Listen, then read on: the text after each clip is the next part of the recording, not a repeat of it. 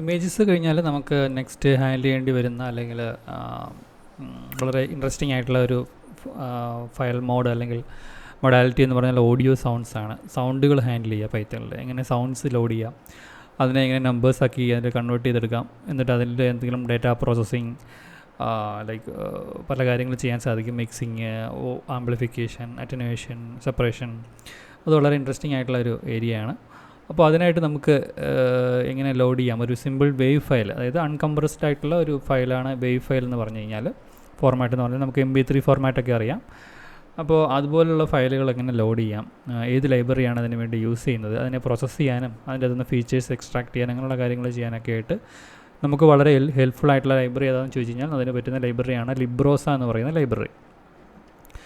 അപ്പോൾ അത് വെച്ച് എങ്ങനെ ലോഡ് ചെയ്യാൻ നോക്കാം. അതിനു മുമ്പ് നമുക്ക് സിമ്പിളായിട്ട് നമ്മളൊരു ജൂപ്പിറ്റർ നോട്ട്ബുക്കിലാണെന്നുണ്ടെങ്കിൽ IPython ഒരു ഫയൽ ലോഡ് ചെയ്തിട്ട് അതെങ്ങനെ ഒരു പ്ലേ ബാക്ക് ബട്ടൺ ഉൾപ്പെടെ നമ്മുടെ നോട്ട്ബുക്കിൽ കൊണ്ടുവരാൻ നോക്കാം.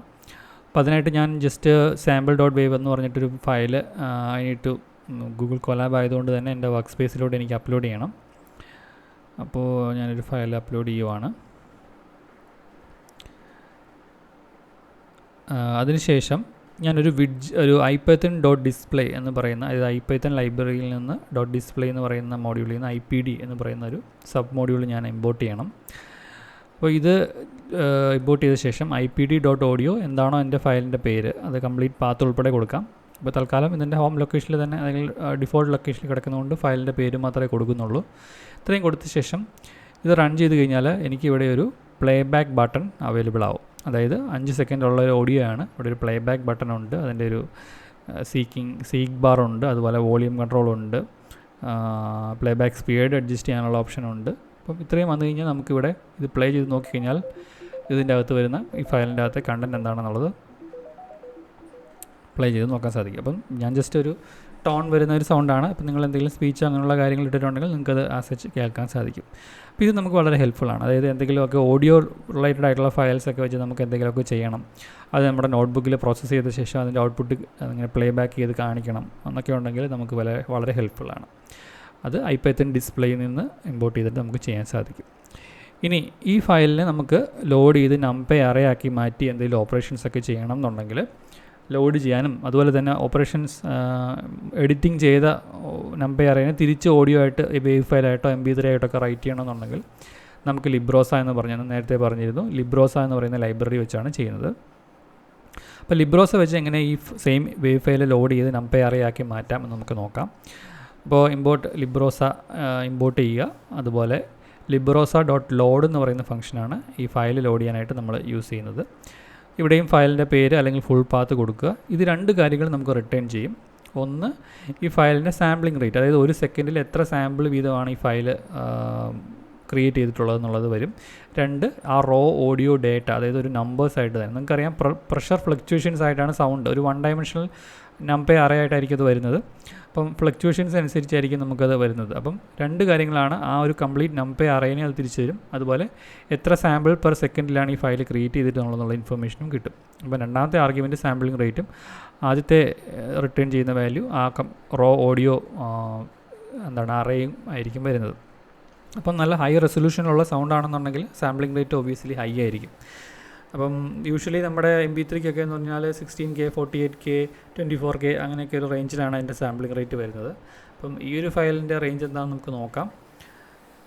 ഹൈ റെസൊല്യൂഷൻ ഫയലാണെന്നുണ്ടെങ്കിൽ അതിൻ്റെ ക്ലാരിറ്റി വളരെ ഡിഫറൻ്റ് ആയിരിക്കും. നമ്മൾ നോർമലി വളരെ ചെറിയ 8000 എന്നൊക്കെ പറഞ്ഞു കഴിഞ്ഞാൽ സാമ്പിളിംഗ് റേറ്റ് വളരെ ഇത്തിരി കുറഞ്ഞ സാമ്പിളിംഗ് റേറ്റാണ്. അപ്പോൾ അതനുസരിച്ച് സൗണ്ടിൻ്റെ ക്വാളിറ്റി കുറയും. പക്ഷേ ഇപ്പോൾ 48ഉം അതിൻ്റെ എബോയിലോട്ടൊക്കെ 128K വരുന്നത്. ഇതിപ്പം ഇത് 22K ആണ് വരുന്നത്, 22,050. ഹൈ റെസൊല്യൂഷനിൽ പോകുന്നതോറും കൂടുതൽ ക്ലാരിറ്റി ഉണ്ടാവും. എന്ന് വെച്ചാൽ ഒരു പരിധിയിൽ കൂടുതൽ കൂട്ടിയാൽ നമുക്ക് പെർസീവ് ചെയ്യാൻ പറ്റാത്ത രീതിയിലോട്ടും പോകും. പക്ഷേ നമുക്ക് ഒരു 128K പോകുമ്പോഴേക്കും നല്ല ഒരു വ്യത്യാസം കാണാൻ പറ്റും. ഒരു 22Kയിൽ നിന്ന് അല്ലെങ്കിൽ 8Kയിൽ നിന്ന് 120 പോകുമ്പോൾ ആ വ്യത്യാസം കാണാൻ പറ്റും. ഇപ്പോൾ സാമ്പിളിംഗ് റേറ്റ് പ്രിൻറ്റ് ചെയ്ത് കഴിഞ്ഞാൽ സിമ്പിൾ ഇങ്ങനെ ഒരു നമ്പർ ആയിരിക്കും കിട്ടുക. അതായത് ഒരു സെക്കൻഡിൽ 22,050 സാമ്പിൾസ് നമ്പേഴ്സ് അതിൻ്റെ അകത്തുണ്ട്, ഫ്ലോട്ടിംഗ് പോയിൻറ്റ് നമ്പേഴ്സ് ഒരു സെക്കൻഡിൽ. അത്രയും പ്രഷർ ഫ്ലക്ച്വേഷൻസ് അവിടെ സ്റ്റോർഡ് ആണ് എന്ന് പറയുന്നത്. അപ്പോൾ 5 സെക്കൻഡ് ഉണ്ടെങ്കിൽ 5 സെക്കൻഡ് ഇൻറ്റു ഇത്രയും നമ്പർ വാല്യൂസ് അതിൻ്റെ അകത്തുണ്ടാവും. ഇനി ഓഡിയോ ഡേറ്റ എന്ന് പറയുന്ന വേരിയബിൾ പ്രിൻറ്റ് ചെയ്ത് കഴിഞ്ഞാൽ ബേസിക്കലി അതൊരു നമ്പർ അറേ ആയിട്ടായിരിക്കും തരുന്നത്. 1 ഡയമെൻഷണൽ നമ്പർ അറേ. ഓരോ നമ്പറും ഓരോ ഫ്ലോട്ടിംഗ് പോയിൻ്റ് നമ്പേഴ്സ് ആയിരിക്കും.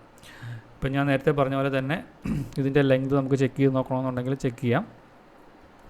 ഇതിൻ്റെ ലെങ്ത് എന്ന് പറഞ്ഞാൽ 5 ടൈംസ് ഈ നമ്പർ ആയിരിക്കണം വരേണ്ടത്. എക്സാക്ട്ലി ആ നമ്പർ തന്നെ വരണം. ഇപ്പോൾ ലെങ്ത് ചെക്ക് ചെയ്ത് കഴിഞ്ഞാൽ ഇതാണ് നമ്പർ കിട്ടുന്നത്. ഇത് ഡിവൈഡഡ് ബൈ സാമ്പിളിംഗ് റേറ്റ് നോക്കിക്കഴിഞ്ഞാൽ നമുക്ക് അഗെയിൻ 5 സെക്കൻഡ് ഓഡിയോ ആണെന്നുള്ളത് ഇൻഫർമേഷൻ കിട്ടണം. അപ്പോൾ അതൊന്ന് ചെക്ക് ചെയ്ത് നോക്കാം നമുക്ക്. സോ അറൗണ്ട് 5.94 എന്ന് പറയുന്നതാണ് കിട്ടുന്നത്. അപ്പോൾ ഇതിൽ എക്സ്ട്രാ കുറച്ച് ഇതുകൂടെ ഉണ്ട്.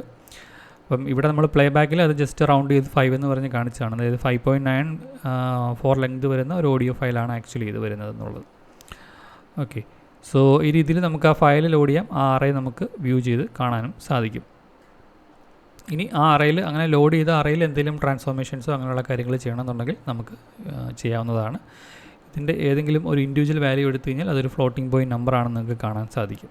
ഓക്കെ, സോ ഈ രീതിയിൽ നമുക്കതിൻ്റെ ഓരോ സെക്കൻഡിലും അല്ലെങ്കിൽ ഓരോ സാമ്പിളിംഗ് പോയിൻറ്റിലുമുള്ള പ്രഷർ വാല്യൂ അല്ലെങ്കിൽ ആ ഒരു ന്യൂമറിക് വാല്യൂ, പ്രഷറിന് കൊറസ്പോണ്ടിങ് ആയിട്ടുള്ള ഫ്ലോട്ടിംഗ് പോയിൻറ്റ് വാല്യൂ നമുക്ക് കാണാൻ സാധിക്കും. ഇപ്പം ഞാനിവിടെ താഴെ ചെയ്തേക്കുന്നത് ഇത് വെച്ചിട്ടൊരു ഗ്രാഫ് വരയ്ക്കുക എന്നുള്ളത്. അതായത് ഈ സിഗ്നൽ എങ്ങനെയാണ് പോകുന്നത്, ഈ ഒരു സൗണ്ട് പ്രഷർ ഫ്ലക്ച്വേഷൻ ഒരു മാറ്റ്പ്ലോട്ലിബ് ലൈൻ ഗ്രാഫായിട്ട് വരയ്ക്കാനായിട്ടാണ് ചെയ്തേക്കുന്നത്. അപ്പോൾ അത് ചെയ്യാനായിട്ടും നമുക്ക് ലിബ്രോസയുടെ തന്നെ യൂസ് ചെയ്യാം, അല്ലെങ്കിൽ മാറ്റ്പ്ലോട്ലിബിൻ്റെ PLT ഫംഗ്ഷൻ യൂസ് ചെയ്യാം. ഞാനിവിടെ ഇപ്പോൾ രണ്ടിൻ്റെയും കൂടി ഒരു മിക്സ് ലിബ്രോസ തന്നെയാണ് യൂസ് ചെയ്തേക്കുന്നത്. പക്ഷേ ടൈറ്റിലും അങ്ങനെയുള്ള കാര്യങ്ങൾ കൊടുക്കാൻ വേണ്ടിയിട്ട് മാറ്റ്പ്ലോട്ലിബും യൂസ് ചെയ്തിട്ടുണ്ട്.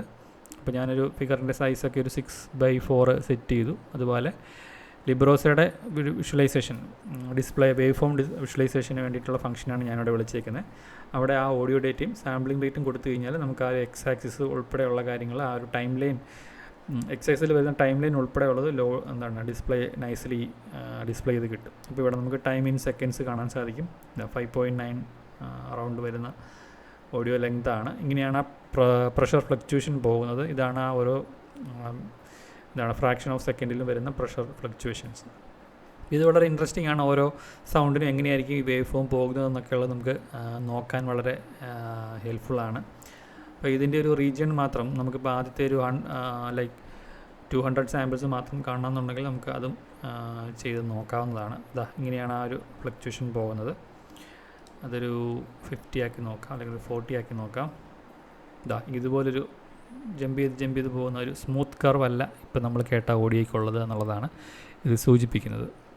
അപ്പം ഇങ്ങനെയുള്ള കാര്യങ്ങൾ ചെയ്യാൻ സാധിക്കും, വിഷ്വലൈസേഷൻ ചെയ്യാൻ സാധിക്കും. അതുപോലെ തന്നെ ഡേറ്റേനെ നമുക്ക് വേണമെങ്കിൽ ആംപ്ലിഫൈ ചെയ്യണമെങ്കിൽ എന്ത് വേണം, ഈ ഓരോ നമ്പറിനെയും ഒരു 1നേക്കാൾ എബോ നമ്പർ വെച്ച് നമ്മൾ മൾട്ടിപ്ലൈ ചെയ്ത ശേഷം നമുക്ക് വേണമെങ്കിൽ അങ്ങനെ ചെയ്യാം. അല്ലെങ്കിൽ വേറെ ഇതേ സെയിം ലെങ്ത് ഉള്ള വേറൊരു ഓഡിയോ ആയിട്ട് നമുക്ക് മിക്സ് ചെയ്തിട്ട് വേണമെങ്കിൽ ഇതിനെ ഒരു ഫയലായിട്ട് സേവ് ചെയ്യുകയോ പ്ലേ ബാക്ക് ചെയ്യുകയോ ഒക്കെ ചെയ്യാൻ സാധിക്കും. അപ്പോൾ അങ്ങനെയുള്ള കുറേ ഫൺ എക്സസൈസ് നമുക്ക് ചെയ്യാൻ സാധിക്കും.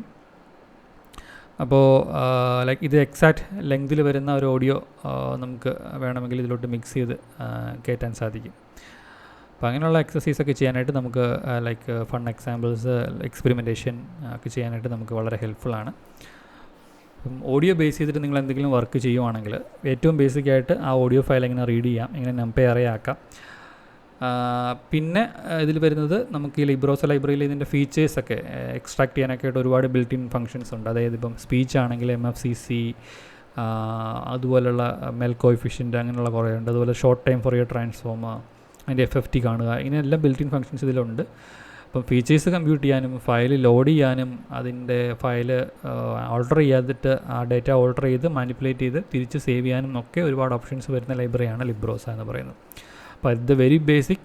ഫയൽ ലോഡ് ചെയ്യുക, ഡേറ്റ ഒരു ഫോർമാറ്റിൽ വേവ് അല്ലെങ്കിൽ ഓഡിയോ ഫോർമാറ്റിൽ നിന്ന് മാറ്റി നമ്മുടെ പൈത്തണിൽ എത്തിക്കുക എന്നുള്ളതാണ് നമ്മുടെ ആ ഒരു ഫസ്റ്റ് ടാസ്ക് എന്ന് പറയുന്നത്. അത് ചെയ്യാനായിട്ട് നമുക്ക് ഈ സിമ്പിളായിട്ടുള്ള ലോഡ് ഫംഗ്ഷൻ വെച്ച് ചെയ്യാവുന്നതാണ്. അതുപോലെ പ്ലേ ബാക്കും നമുക്കിതുപോലെ ബട്ടണും ഇതുപോലെ ഐപൈത്തണിൻ്റെ വിഡ്ജറ്റ് യൂസ് ചെയ്തിട്ട് ചെയ്യാവുന്നതാണ്.